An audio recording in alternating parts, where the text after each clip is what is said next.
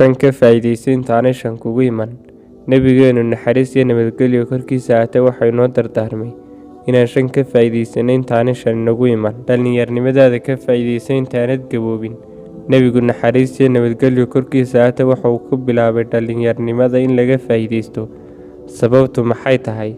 Sababtu waa ahmiyadda ay leedahay dhallinyarnimadu. Dadku waxay is yidhaahdaan xagga dambe ayaad wax ka qaban, iyagoo isla waqti ayaad haysataa. Sidaa ugu jiraan ayay xagga dambena dhammaataa oo gabow ku yimaadaa, tamartuna ay ka dhammaataa.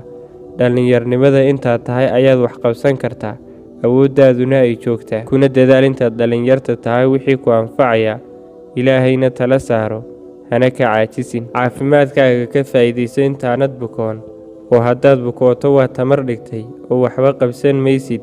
Sidaa awgeed, intaad caafimaad qabta caafimaadkaaga ka faa'iidayso. Qaninimadaada ka faa'iidayso intaan faqri kugu iman, adigoo uga faa'iidaysanaya wax walba oo Ilaahay raalli ka yahay, masaakiintana caawinaya. Firaaqadaada ka faa'iidayso intaanad mashquulin, oo waqtigaaga ka faa'iidayso ha iska dayicin.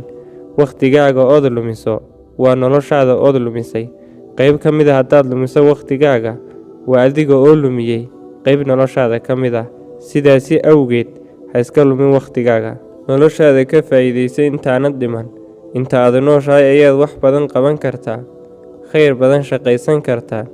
Sidaasi awgeed, intaad nooshahay ka faa'iidayso. Adduunyadu waa shaqo, laakiin intaad adduunyada joogto lagaa xisaabin maayo. Aakhirana waa xisaab aan shaqo lahayn, oo waxaad helaysaa waxaad shaqaysatay. Sidaasi awgeed, is-xisaabi intaan lagu xisaabin, aakhirana u shaqayso. Dhammaantiin guul ayaan idin rajaynayaa.